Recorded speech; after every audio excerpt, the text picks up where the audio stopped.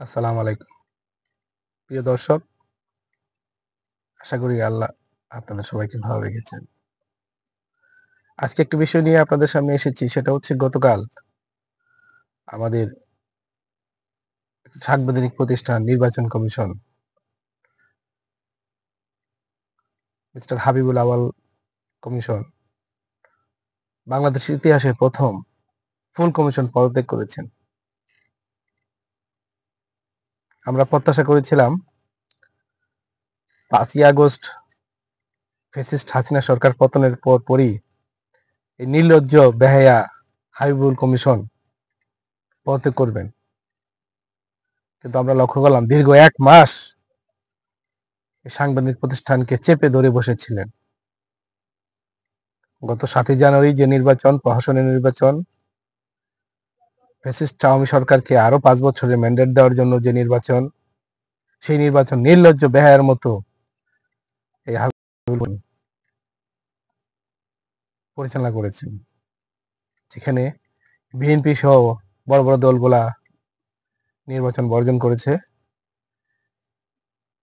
সে বিষয়ে তাদের কোনো ভ্রুক্ষেপ ছিল না। তাদের প্রচেষ্টা ছিল এই ফ্যাসিস্ট আওয়ামী সরকারকে আরো 5 বছর ম্যান্ডেট দিয়ে সুযোগ সুবিধা আদায় করে নেওয়া। একটা বিষয় হচ্ছে যে আপনি যতই চেষ্টা করেন, আপনার যতই চেষ্টা থাকুক, একটি স্বৈরাচার, অবৈধ বা দুর্নীতিগ্রস্ত সরকারকে বা প্রতিষ্ঠানকে আপনি বেশিক্ষণ ব্যাগ দিয়ে দাঁড় করে রাখতে পারবেন না। এই বর্তমান হাবিবুল কমিশনের যারা ছিলেন তারা অত্যন্ত মেধাবী এবং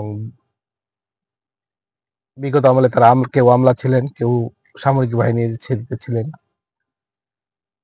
এই ধরনের মেধাবী বা যারা সমাজের প্রতিষ্ঠিত প্রতিষ্ঠান থেকে চাকরি জীবন শেষ করে তারা একটি বেহায়া সরকার, নির্লজ্জ সরকারের বৃত্ত বা চাকরের মতো কাজ করেছেন, এটা আসলেই দুঃখজনক।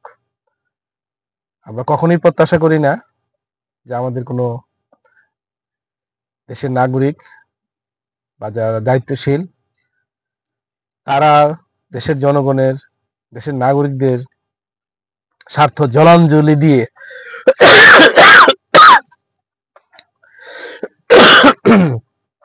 নিজেদের কিছু আর্থিক সুযোগ সুবিধা,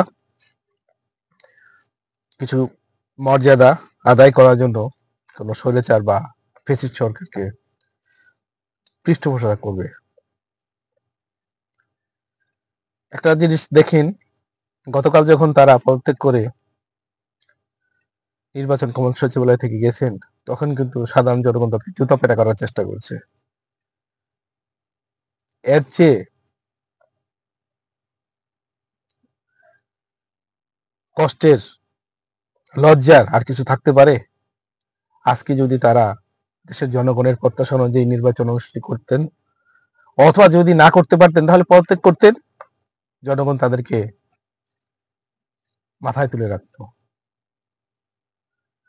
তারা যা করে গেছেন, প্রথমত তারা একটি অবৈধ সরকারকে, একটি ফ্যাসিস্ট সরকারকে 5 বছরের জন্য ম্যান্ডেট দেওয়ার চেষ্টা করছে, দেশের জনগণের ট্যাক্সের টাকার অপচয় করেছে, নির্বাচনের নামে প্রার্থিতার কালো টাকার ছড়াছড়ি সুযোগ করে দিয়েছেন। সাধারণ জনগণ তাদের ভোটাধিকার যেটা আছে সেটা প্রয়োগ করতে পারেনি। বিএনপি সহ যারা প্রভাবশালী জনসমর্থনপুষ্ট দল, তাদেরকে নির্বাচন থেকে দূরে রেখে রাজনৈতিকভাবে ক্ষতি করার চেষ্টা করেছেন। সবকিছু মিলে তাদের উদ্দেশ্য অত্যন্ত নোংরা, নিচু ও জঘন্যতম ছিল।